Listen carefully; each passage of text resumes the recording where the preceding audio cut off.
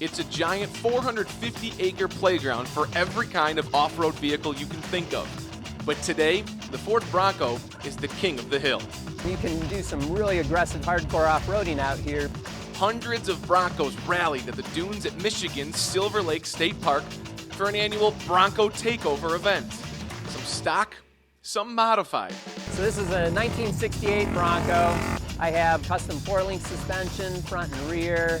It has a 445 cubic inch small block Ford that makes 714 horsepower, and I'm good for around 1,200 horsepower on the nitrous with it. I built this exclusively for the dunes. All of these off-road vehicles aim to pass one test. We call it Test Hill, and it is a test to try to make it up. Before this 68 tries to make the grade, meet the owner of this 1973 Bronco Explorer. I found this in the bottom of a barn, but I restored it back in the 90s.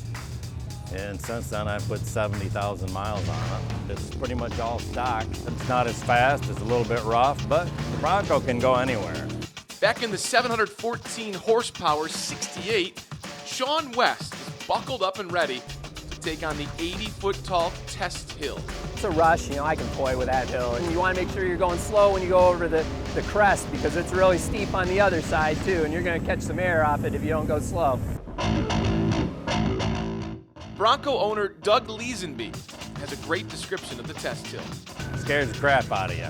So you got to stay on the throttle at the top. The Bronco drops out of sight, and you can't see till it lands, and it scares the crap out of you. First timers, even me, it's scary. At the end of this Bronco Takeover at the dunes, the vehicles line up for a picture, and the owners swap stories. We've got a good sense of camaraderie around here, and it's just a lot of fun.